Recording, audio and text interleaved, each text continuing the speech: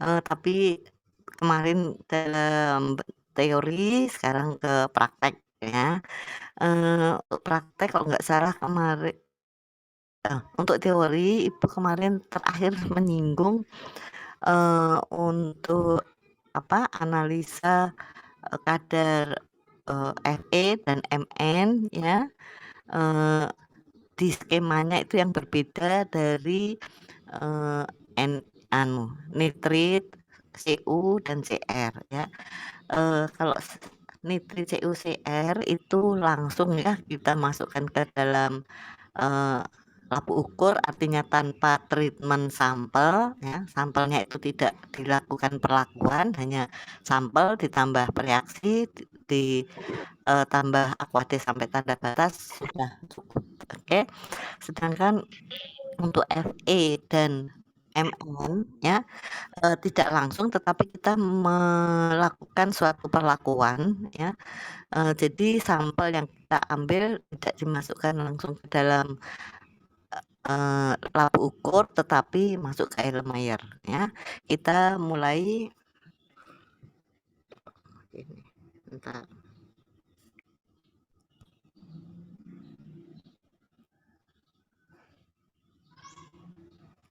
kita mulai ya di Fe ya, udah, modulnya kan sudah pada punya. Kemarin Ibu juga sudah cerita, untuk, analisa kadar Fe itu semua Fe ya, baik bentuknya Fe valensi 3 yang disebut feri, semua direduksi menjadi bentuk fero ya, semua direduksi menjadi bentuk fero ya. Caranya dengan apa? Diturunkan atau direduksinya menggunakan asam dan hidroksil amin ya. Asam dan hidroksil amin dipanaskan ya. Kemudian setelah dipanaskan, eee, ditambah dengan, 1 mililiter fenantrolin. Fenantrolin ini ada yang menyebutnya biasanya ortofenantrolin karena ada, eee 3 macam fenantrolin, yaitu ortofenantrolin, metafenantrolin, dan parafenantrolin. Yang kita pakai di sini adalah ortofenantrolin ya. pH-nya pH asam ya, benar-benar asam karena 3,2 sampai 3,3 ya. Dengan adanya ortofenantrolin ini, semua fero bereaksi memberikan warna merah jingga atau orange ya, merah jingga itu atau orange. Jadi tetapi lebih banyak merahnya ya. Jadi, fero dengan fenantrolin ini yang memberikan reaksi merah jingga. Nah, kalau merah, ada merahnya berarti nanti spektrumnya kita menggunakan panjang gelombang di atas 500. Nah, di sini panjang gelombang yang digunakan adalah 510 ya, 510.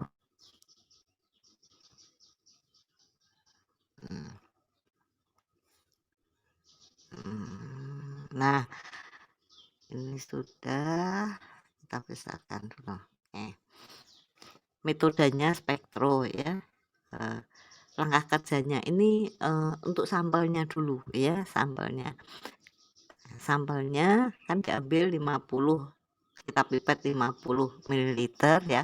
Ingat memipet, sampel jangan menggunakan pipet ukur ya, jangan menggunakan pipet ukur tetapi menggunakan pipet volume atau pipet gondok ya, itu lebih teliti ya kan dalam Erlenmeyer. Nah, di dalam Erlenmeyer ini nanti ditambahkan HCl pekat ya, cukup 2 mili dan 1 mili hidroksil amin HCl. Nah, untuk HCl pekat dan, hidroksil amin HCl ini bisa menggunakan gelas ukur saja ya, gelas ukur sudah cukup. Nah, setelah ditambahkan asam dan hidroksil amin kemudian dipanaskan. Pemanasannya itu mendidih, artinya begitu mendidih, baru dihitung ya. Tetapi ini, waktunya tidak dihitung, tetapi volumenya tinggal sepertiganya ya. volumenya 50, kalau sepertiganya ya kurang lebih sekitar 15 ya sampai 20 ini sepertiganya. Ya, tujuannya agar betul-betul semua bentuk feri atau besi valensi 3 direduksi menjadi bentuk fero atau besi valensi 2 semuanya. Nah, kalau sudah dipindahkan langsung masuk ke dalam Eee, labu ukur, labu ukur yang dipakai di sini yang 50 ya. Ingat kalau sudah dingin baru dipindahkan, jangan panas-panas dipindahkan ya. Dinginkan dulu baru dipindahkan. Nah, pada saat pemindahan kan biasanya di, Elmeyer itu ada bekas-bekas ya, sisa-sisanya itu dibilas sedikit dengan Aquades juga dimasukkan ke dalam, labu ukur tersebut. Tapi untuk pembilasannya jangan banyak-banyak ya, paling 5 maksimal itu 10 lah, paling maksimal 10 mililiter. Nah, setelah masuk ke dalam labu ukur, baru ditambah dengan, sebelum ditambah phenanthroline, ortophenanthroline tambah dapar itu buffer ya, buffer amonium asetat. Nah, buffer amonium asetat ini adalah untuk, apa ya, menetralkan, intinya untuk menetralkan, yang tadi suasananya asam ya, tadi suasana asam. Dapar amonium asetat sebanyak 10 mililiter dan 2 mililiter ortofenantrolin ya. Dengan sendirinya kalau ini ditambahnya 12 tadi sekitar tambah bilasannya 15 tambah 5 20 tambah 15 kan masih sekitar 35, jadi masih bisa ditambah Aquades sampai tanda batas ya. Setelah tanda batas baru dihomogenkan, dikocok ya. Ingat pada saat menghomogenkan kan biasanya, labu ukur itu nah, ini kalau labu ukur nggak ada tutupnya jangan pakai tangan, meskipun tangannya pakai handscoon apa pakai sarung tangan ya, Kak. Jangan sampai, karena apa? Karena ini, kuantitatif untuk spektro, nanti gocok yang lain juga pakai tangan akhirnya terjadi kontaminasi ya, akhirnya terjadi kontaminasi. Nah, tapi kalau gimana, Bu? Nggak ada tutupnya, tapi nggak boleh pakai tangan, homogenkannya ditutup pakai selotip, ya, tutup pakai selotip baru dihomogenkan. Nah, setelah dihomogenkan, baru diukur absorbansinya pada panjang gelombang 510, ya, 510. Nah, sini anak nanti, absorbansinya dituliskan di, eee apa ya, form ya, di kolom ini. Nah, sebelumnya, harus membuat baku seri ya. Baku seri yang dibuat di sini adalah baku seri Fe ya, norma maaf, konsentrasinya 1, 2, 3, 4, dan 5 ppm. Ya. Ya, gimana? Kurang jelas? Ya, coba Ibu lebih dekat lagi. Oke. Konsentrasi untuk baku serinya 1, 2, 3, 4, dan 5. Bagaimana biasanya di kampus itu disediakan, baku induk Fe seperti kemarin Ibu jelaskan, baku induk Fe itu, 100 ppm ya, 100 ppm. Nah, baku induk ini, sudah dalam bentuk, besi fero ya, jadi tidak perlu direduksi dulu yang feri menjadi fero, tapi ini sudah dalam bentuk fero ya, 100 ppm. Nah, untuk menjadi, kita mengukur atau membuat 1 ppm kita pakai rumus ya, kita turunkan dulu. Sebentar begini. Baku induknya ya, baku induk biasanya 100 ppm. Nah, untuk menjadi baku seri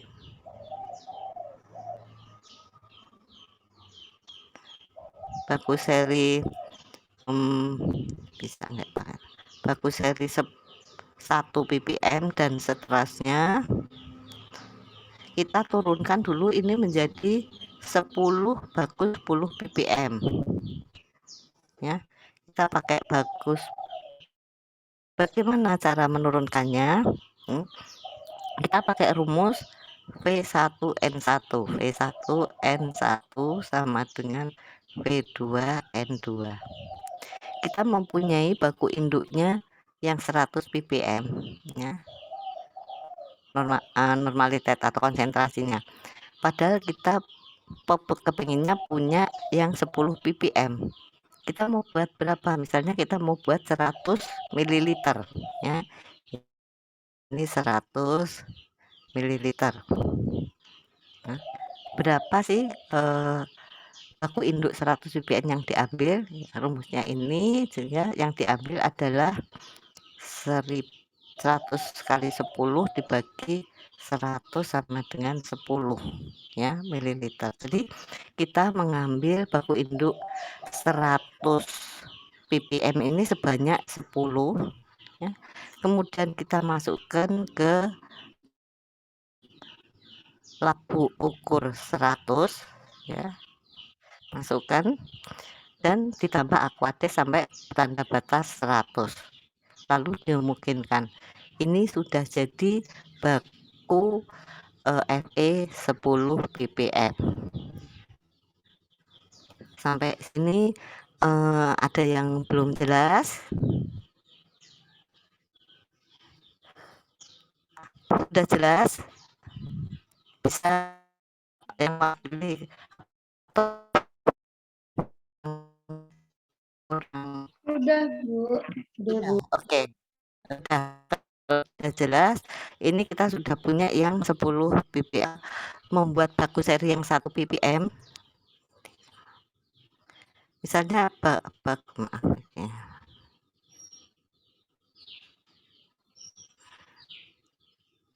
Sebentar, salah. Kita pakai ini aja. Untuk 1 ppm kita rumusnya sama karena kita punyanya baku Fe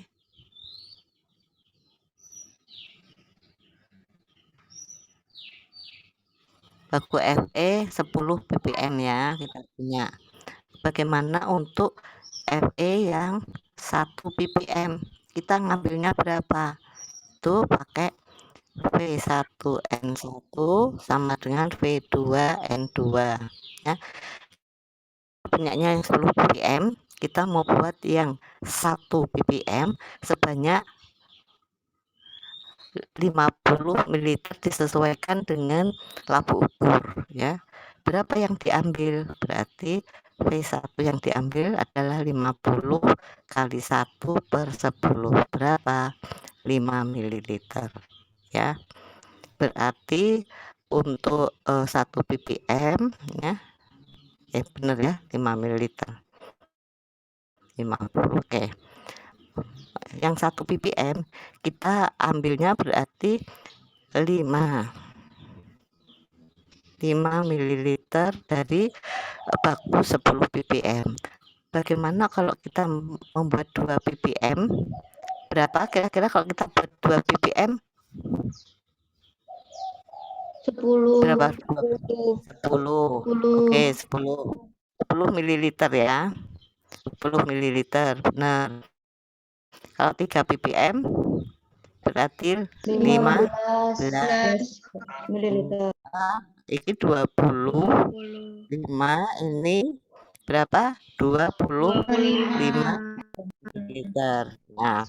Nah, kalau ini jelas seperti ini 5, 10, 15, 20, 25. Kan ini dimasukkan langsung ke dalam labu ukur ya, labu ukur. 5, 10, 20 dan 25 ini bisa menggunakan pipet volume ya. Pipet volume 5, pipet volume 10, pipet volume 20 ada, pipet volume 25 ada. Nah, bagaimana dengan 15? 15 tidak boleh menggunakan pipet volume 10 dan 5. Karena apa? Kalau kita menggunakan 2 kali pengukuran menggunakan pipet volume, kesalahannya akan semakin besar. Karena apa? Sekali pipet aja mungkin salah, apalagi 2 kali, jadi kesalahannya semakin besar. Bagaimana, dengan 15 mililiter ngambilnya, kita menggunakan bantuan buret, ya. Ada kan buret yang 25, jadi diisi, kita turunkan sebanyak 15 mililiter ke dalam labu ukur, ya. Sampai sini paham ya? Untuk membuat, nah setelah semua dimasukkan ke labu ukur, kita balik. Nah, kemudian setelah labu ukur kita lanjutkan ini, diteruskan. Kita tambahkan ke dalam labu ukur tersebut dapar amonium asetat dan fenantrolin, ya. Jadi untuk, baku seri kita mulainya yang di sini, bentar.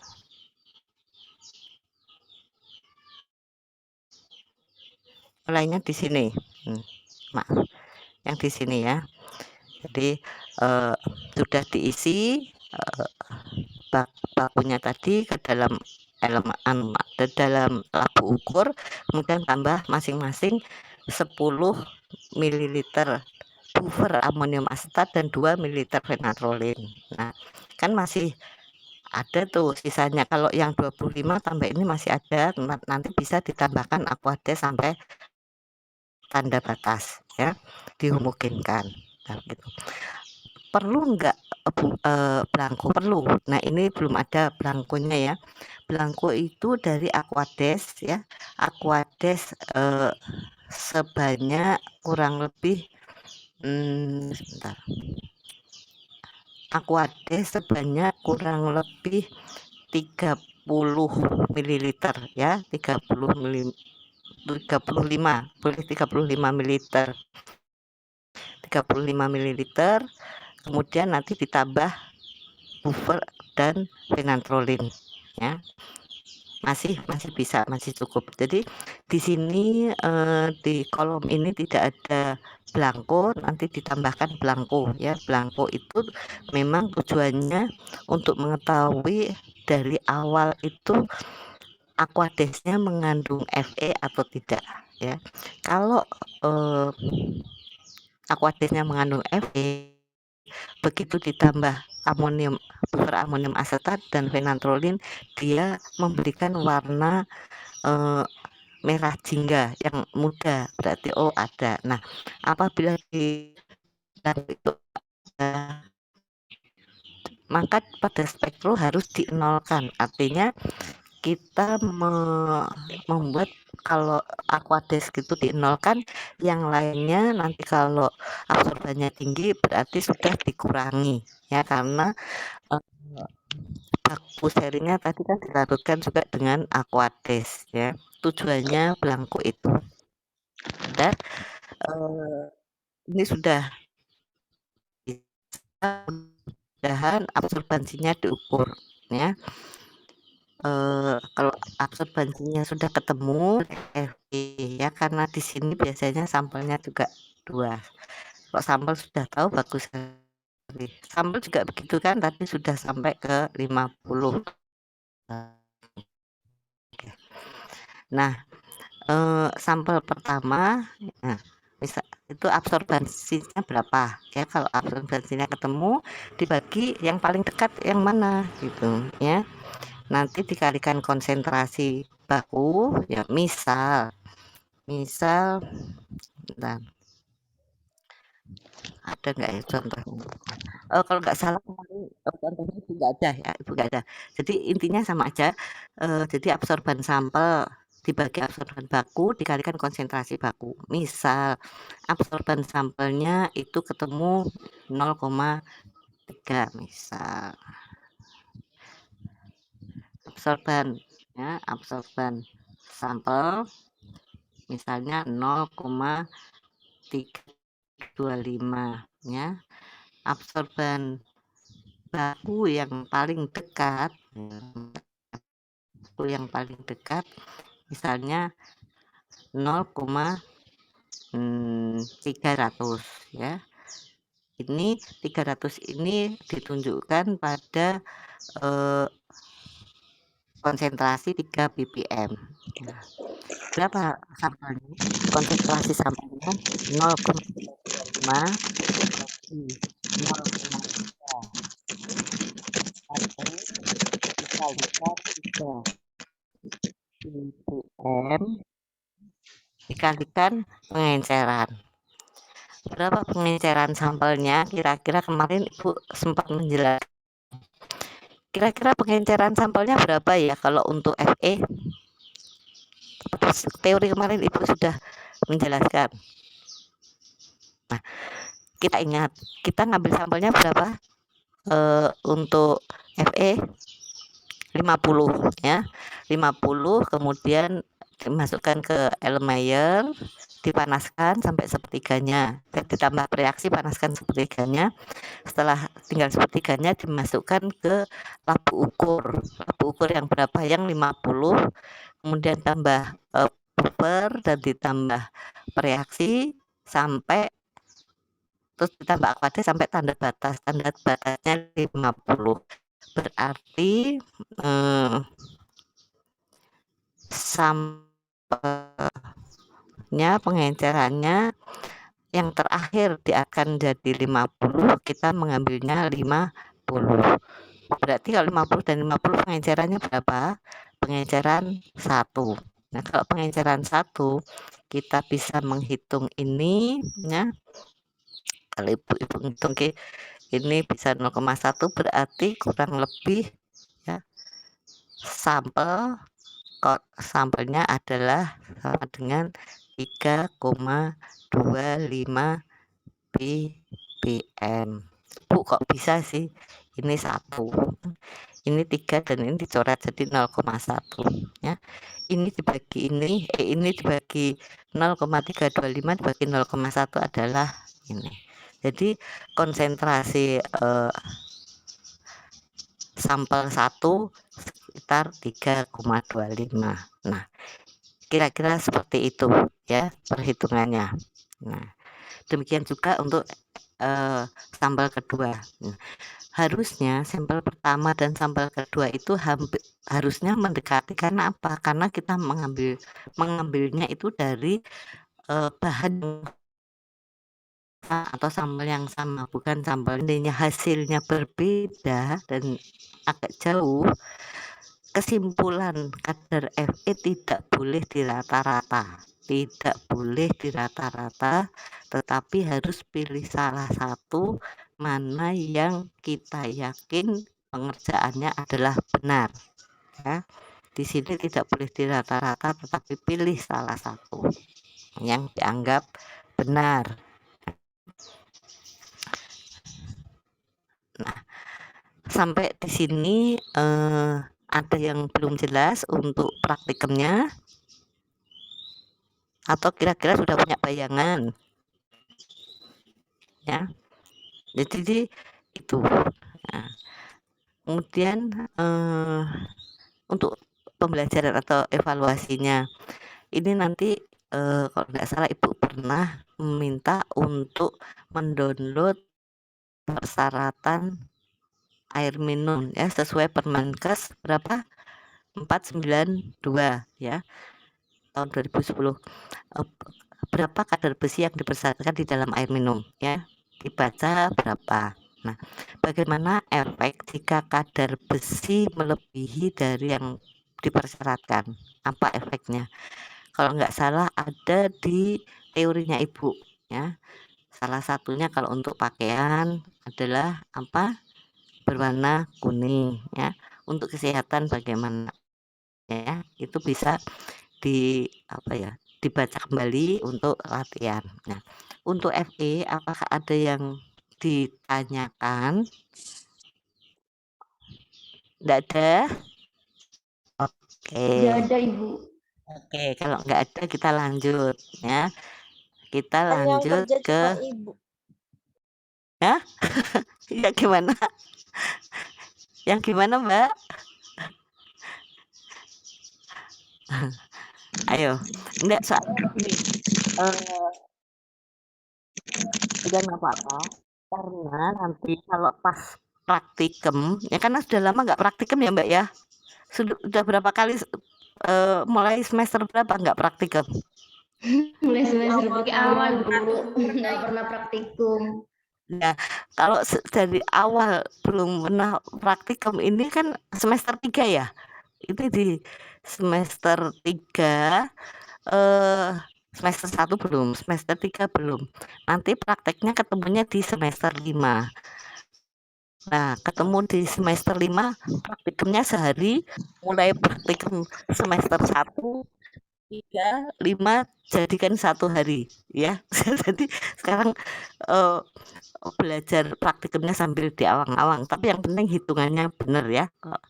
Oke, Ibu lanjut ke penetapan kadar MN. Kemarin sudah sebentar. Jadi untuk MN dan FE itu sebenarnya mempunyai hal yang sama, artinya, ada perlakuan sebelum kita me mengukur offset budget atau penetapan targetnya, ya. Harus ada perlakuan. Di sini perlakuannya apa, ya, MN kita baca di sini. Nah, MN itu dapat menimbulkan warna coklat pada pakaian mirip dengan FE, ya. Untuk menurunkan MN dalam air dapat dilakukan secara pengendapan, diendapkan, ya, kemudian diatur pH-nya, kemudian diaerasi itu apa ya, ditambahkan oksigen ke dalamnya. Kalau orang sekarang itu kayak air mancur, bukan air mancur ya, air yang disemprotkan dari bawah ke atas itu air muncrat apa ya. Jadi eh, yang disemprotkan air itu termasuk aerasi ya, atau penambahan oksigen ya, atau superklorinasi atau dengan penukar ion. Yang penukar ion itu biasanya pengganggu MN-nya di apa ya, ditukar dengan ion yang bisa melarutkan.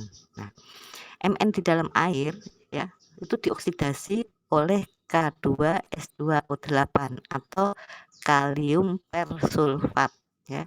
MN dengan adanya kalium persulfat dia menjadi KMNO4 yang berwarna ungu. Nah, warna ungu yang terbentuk ini yang dibaca pada panjang gelombang 525 ya. Merah, ungu, biru itu ada di panjang gelombang 500-an ya. Jadi prinsipnya ini yang dipegang. Jadi MN harus dilakukan pengendapan, aerasi ya, atau penukar ion untuk menghilangkan pengganggu-pengganggunya ya. Dan MN yang ada di dalam air harus dioksidasi dulu dengan kalium persulfat ya, K2S2O8 sehingga dalam keadaan panas dia berubah menjadi KMNO4 ya, warnanya ungu. Lanjut. Nah, kemarin Bu sudah cerita juga. Nah, pengganggu yang paling utama ya di MN ini adalah adanya klorida. Ingat kemarin klorida itu harus dihilangkan dulu. Cara menghilangkannya ini langkah kerjanya. Kita ambil sampelnya 50 ml ya. Ingat kalau ada tulisan 50,0 berarti menggunakan pipet volume atau pipet gondok ya. Karena kemarin praktikum yang borongan ya, mulai semester 1, 3 dan 5 borong praktikumnya, lupa bahwa kalau memipet sampel ada tulisan 50,0 itu harus pakai pipet volume, bukan pakai pipet ukur ya, tidak boleh ya. Ini kemudian kita masukkan ke dalam Erlenmeyer. Di dalam Erlenmeyer ini ditambahkan juga asam ya. Asam HNO3 1:1, artinya kalau kita membuat 10 ml HNO3 1:1 itu HNO3 pekatnya 5, aqueous-nya 5 ya, itu jadi 10 ya, itu 1:1. Kita hanya kasih 3 tetes dan tambahkan 5 mililiter AgNO3. Nah, di sini diambil 5 mililiter AgNO3 itu dianggap cukup untuk mengendapkan Cl, klorida. Ingat kemarin sebelum kita menentukan atau menetapkan kadar mangan Mn, itu kita harus tahu dulu kloridanya yang ada berapa. Ya, setelah itu kloridanya kita tahu, kita endapkan dulu kloridanya dengan AgNO3. Lah jumlahnya berapa? Kan kemarin, dilakukan apa dulu, dilakukan orientasi, kira-kira di sampel itu kita butuh AgNO3 berapa ya? Nah di sini, eee, untuk praktikum diambil langkah cepat aja, tapi ini hanya untuk mempercepat, ya. Kita ambil aja 5 mililiter AgNO3, mudah-mudahan, dengan penambahan 5 mililiter AgNO3 semua Cl-nya bisa diendapkan, mudah-mudahan, ya. Nanti ketahuannya, terakhir kok, oh ternyata Cl-nya masih. Kita lanjut, setelah ditambahkan HNO3 dan AgNO3 dipanaskan hingga mendidih, ya, mendidih, ya. Setelah mendidih baru ditambahkan, kristal dari kalium persulfat, ya, seujung sendok. Kira-kira, eee, sekitar berapa ya, paling setengah gram, ya, paling setengah, 500 mili, seujung sendok kristal persulfat. Kemudian itu dalam keadaan panas ya, jangan diturunkan dari pemanas, dia langsung, terjadi karena oksidasi, jadi seperti ada buih ya, atau terjadi, eee, apa ya, kayak meletup gitu ya. Kemudian kita tunggu 5 menit ya. Setelah 5 menit akan terbentuk warna KMNO4. Nah ini kalau di dalam 5 menit tidak terbentuk warna KMNO4 tetapi larutannya keruh ya, larutannya keruh, berarti penambahan, AgNO3-nya kurang, artinya tidak semua klorida mengendap ya. Itu biasanya kalau untuk air yang agak tercemar, biasanya dilakukan, orientasi dulu, kita cari dulu kloridanya berapa. Kalau ini untuk air minum biasanya langsung ya, kloridanya biasanya hanya sedikit, jadi cukup dengan 5 mililiter. Tapi ingat, tidak semua air minum ya. Kalau air minumnya itu air sumur yang rasanya sedikit asin, ada kan air sumur di lokasi di Semarang ada yang rasanya sedikit asin, itu hati-hati, harus dilakukan orientasi, tidak bisa langsung ditambah 5 mililiter AgNO3 ya. Setelah 5 menit itu warna KMNO4-nya bening ya, ungu tapi bening. Nah, itu dipindahkan ke dalam labu ukur atau labu takar 50 mililiter. Mudah-mudahan ya karena tidak ditambah, eee, cairan atau larutan lain, hanya apa tadi, eee, HNO3 dan AgNO3 yang hanya sekitar 6 cc ya, 6 mili, pasti dia volumenya di bawah dari 50 mililiter, sehingga masih bisa ditambah Aquades sampai tanda batas 50 mililiter ya. Setelah dimungkinkan dengan Aquades tersebut, lalu diukur, absorbansinya pada panjang gelombang 525 ya. Untuk baku ya, untuk baku 1 sampai 5 ppm ya, itu langsung menggunakan Mn ya, langsung menggunakan Mn ya. Jadi sudah ada baku, eee, baku Indo Mn yang 100 ppm seperti tadi ya, baku Indo Mn yang seperti tadi dan, eee, sudah berwarna kan, sudah menjadi Mn. Jadi tidak usah pakai perlakuan, dipanaskan tambah dengan K2S2O8, tidak perlu. Jadi untuk bakunya langsung seperti Fe ya. Jadi diambil berapanya sama seperti tadi. Untuk baku Mn 1 ppm diambilnya 5 mililiter dan seterusnya ya. Tinggal nanti ditambahkan Aquades sampai tanda batas 50. Langsung diukur di spektro ya, pada panjang gelombang 525. Nah, ini juga begitu, jangan lupa pada kolom interpretasi itu harus dicantumkan belangko ya. Belangkonya dari Aquades ya, belangkonya dari Aquades ya. Nah, untuk Aquadesnya ini karena tanpa karena belum berwarna, maka dia dilakukan persis seperti sampel ya. Belangko dilakukan persis seperti sampel, yaitu diambil 50, dipanaskan, ditambah asam, AgNO3 dan kristal ya. Dia terbentuk enggak, kalau dia benar-benar Aquadesnya jernih atau tetap putih, berarti benar tidak ada Mn-nya, dan itu enggak masalah kan, tidak masalah. Memang harus belangko itu dienolkan nantinya pada spektrum.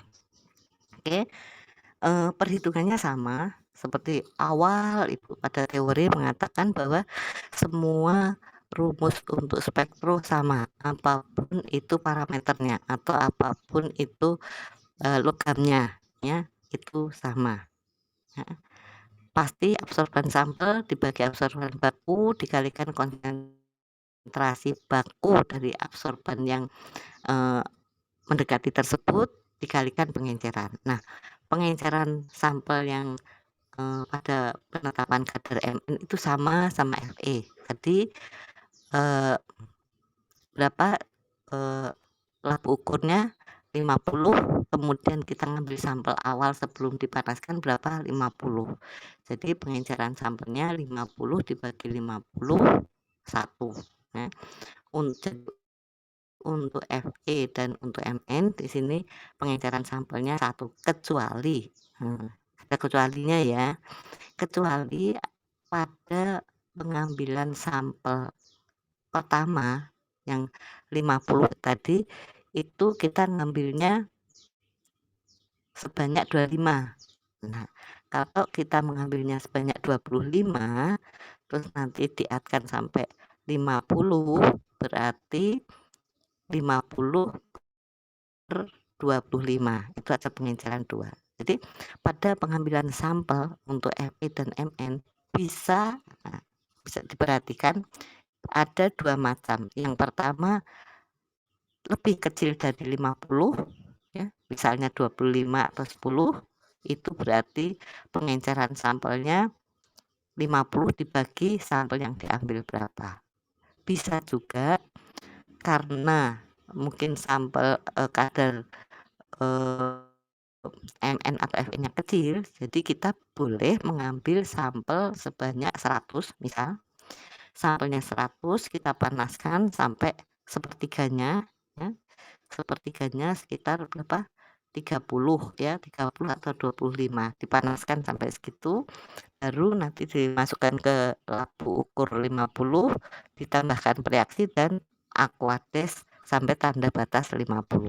Bagaimana kalau kita ngambil sampelnya di atas 50 seperti itu ya, tetap saja pengencerannya 50 per berapa ngambilnya sampel, kok tadi ngambilnya sampel 100 ya tulis aja 100. Jadi pengenceran sampelnya 50/100, pengenceran sampelnya setengah, boleh ya. Jadi pengenceran sampel itu tidak harus 1, boleh di atas 1, boleh di bawah 1, karena ini sangat tergantung dari kadar kadar dari logam dalam sampel tersebut ya. Biasanya kalau mahasiswa kadang-kadang ambilnya 50 ya 50, suatu saat pengambil 50, kemudian kita masukkan ke dalam labo ukur 50, kita ukur absorbansinya, ternyata di atas 2. Ya, kalau absorbansinya di atas 2 kan, terlalu gelap, sehingga sampelnya harus lebih sedikit, harus dikurangi menjadi 25 misalnya. Nah, kadang-kadang setelah ditambah kita ngambil 50, terus, lah kok kadarnya jadi kecil sekali ya, eee, malah mendekati 0, bagaimana caranya? Nah, kita ambil sampelnya lebih banyak, misalnya 100 tadi ya, tambah bereaksi dan lain-lain dipanaskan, volumenya tinggal sepertiganya ya, tambah bereaksi, diatkan atau dicukupkan sampai 50 sesuai volume dari labu takarnya atau labu ukurnya. Nah, boleh seperti itu. Nah, di sini kalau itu, kadarnya kecil dengan kita ngambil 100 dengan pengenceran yang setengah istilahnya gitu, itu boleh sehingga, warna dari sampel itu kelihatan lebih jelas sehingga bisa diukur absorbansinya, ya. Itu, khusus untuk yang Fe dan Mn ya. Boleh sih sampelnya di bawah 50 atau di atas 50 karena mainnya di sini adalah main di, perhitungan pengenceran sampel saja. Oke. Nah, seperti tadi pada kesimpulan, apabila pada sampel 1 dan sampel 2 itu jauh bedanya, untuk kesimpulan pilih salah satu yang, "Oh yakin sekian," gitu ya. Tapi kalau, eee, mendekati misalnya yang satu 5,5, yang satu 5, silakan boleh di rata-rata ya karena, eee, itu sudah dianggap, mendekati dan sama. Kalau beda itu misalnya, yang satu 5 ppm, yang satu 6 ppm ya. Itu termasuk sudah agak jauh sehingga pilih salah satu, ambil yang 5 atau ambil yang 6, oke. Nah, itu untuk MN. Untuk MN kira-kira ada yang ditanyakan? Kalau lihat prosedurnya gampang sih, mudah-mudahan nggak ada yang ditanyakan kecuali tadi, kalau di Spektro itu cara membuat, baku seri ya. Di Spektro khususnya praktek hati-hati membuat baku seri. Karena keberhasilan atau ketelitian baku seri menentukan sampel itu benar atau salah. Hmm. Kalau di baku serinya kita sudah absorbansinya naik turun gunung gitu, gawat ini. Kita mau ngambilnya yang mana, bisa-bisa sampel yang sudah betul kita absorbansi sampel benar, malah jadi salah. Karena apa? Karena baku serinya keliru.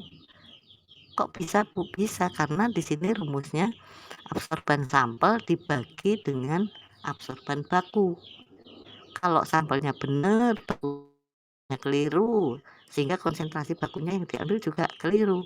Jadilah sampelnya salah. Nah, itu yang harus diperhatikan. Tapi kalau nggak salah, Pak Fandi juga sudah menjelaskan bagaimana mengurangi kesalahan ini. Kita menggunakan kurva baku, ya. Kalau nggak salah sudah ya. Nah, kurva baku bisa terkoreksi karena adanya persamaan, ya. Persamaan yaitu garis linier, Y sama dengan AX plus B, ya. Itu salah satu untuk mengkoreksi, baku seri ya, absorbansi dari baku seri sehingga, memperkecil kesalahan, eee, penetapan kadar Mn atau Fe atau mungkin, nitrit ya atau Cu, Cl itu juga terkoreksi kesalahannya dengan adanya kita menggunakan kurva baku ya yang sudah diajarkan Pak Fandi. Oke. Nah, yang perlu diketahui tadi untuk evaluasinya sama yang tadi ya, mudah-mudahan Permenkes 492 sudah di-download sehingga tahu berapa kadar mangan yang dibesarkan dalam air minum ya. Kalau efek dari kadar Mn sudah ada ya, efeknya apa. di teori ada. Nah, tolong yang tetap dipelajari di dalam praktikum ini terkait dengan teori adalah gangguan, eee, zat-zat yang mengganggu pada saat, eee, analisa atau treatment atau pengolahan sampel untuk pemeriksaan kadar Mn, Fe, nitrit, Cu, Cr secara kromatografi, ya. Itu penting, ya, karena, "Loh, ini kok begini sampelnya?" Oh, ternyata lupa, belum diantisipasi, zat-zat pengganggunya. Nah, jadi teori yang Ibu berikan itu tidak terlalu banyak, tapi khusus yang penting-penting saja. Artinya sudah, kalau mau ujian, kisi-kisinya ya itu yang diberikan tidak terlalu banyak, tapi, wajib diketahui. Oke. Saya kira itu yang, perlu diketahui untuk Mn dan Fe, ya. Ada yang ditanyakan? Eee, Ibu kalau maaf, saya di bagian ya, yang tambahkan 3 tetes HNO3 1:1 masih belum jelas, Ibu. yang ditambahkan? Yang 3 ditambahkan mana, tetes. Mbak? Yang Oh, ini, Bu, iya. yang Cl itu ya? Yang untuk mengurangi Cl itu ya? Yang ini Iya, ya? iya, Ibu. Heeh, iya. Gini, sampelnya kan dipipet terus dimasukkan air Mayer, ya, paham. Kemudian ditambahkan 3 tetes campuran, jadi sebetulnya HNO3 1:1 itu kita buat dulu, ya, atau mungkin kalau di lab itu sudah ada. Nah, tinggal kita ngambil 3 tetes dimasukkan ke dalam Erlenmeyer, gini. Ini Erlenmeyernya, oke.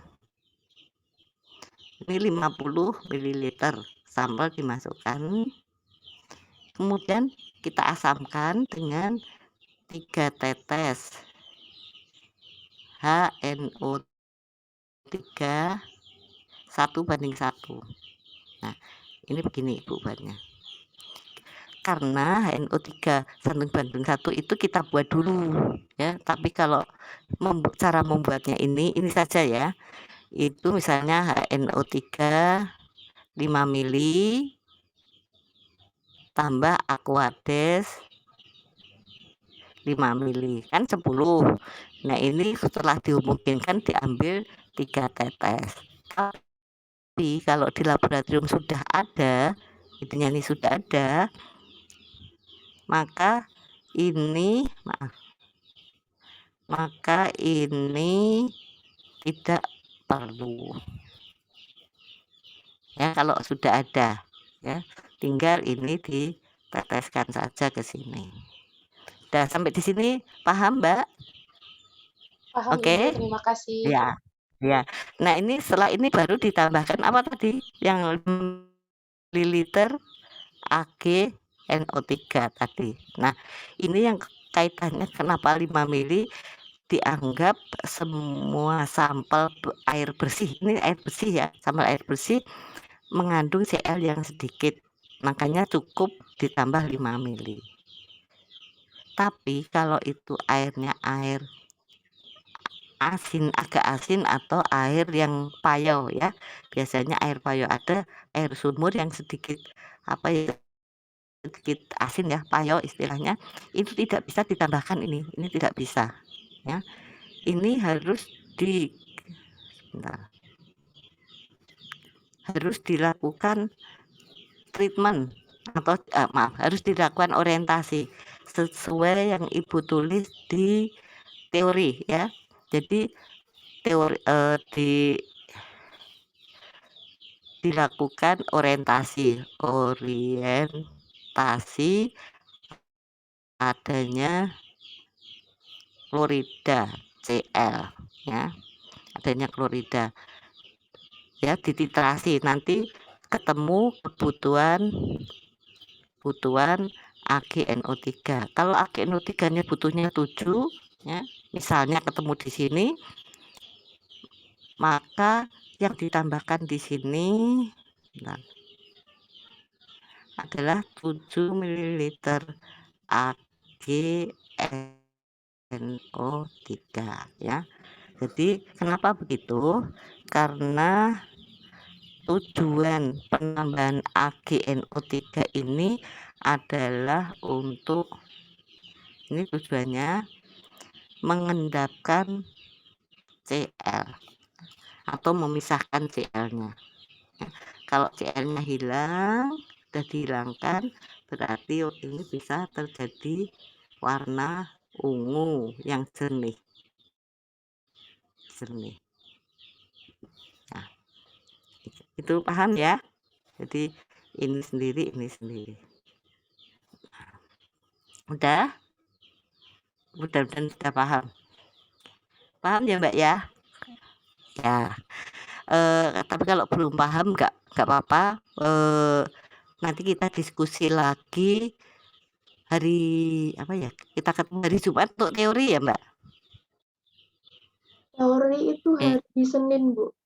Teori Teori hari Senin, Ibu, Oh. dengan Pak Sudarwin. Oh, iya, lupa Ibu. Sudah beda, analisanya sudah selesai. Tapi yang Ibu itu di itu ya, di ini terutama yang ini diperhatikan yang ada ini, yang di bawah. Nah ini ya, penambahan AgNO3-nya yang jadi perhatian ya. Mudah-mudahan nanti sudah paham sehingga bisa di apa ya, untuk praktikum nanti di semester 5 mudah-mudahan masih ingat ya. Maaf mungkin ini semakin enggak jelas, artinya putus-putus karena keadaan ini juga mulai mendung dan hujan ya, mungkin jaringannya ada teman-teman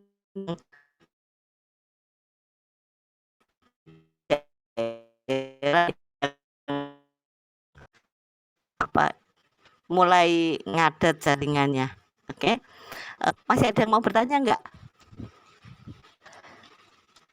Ya.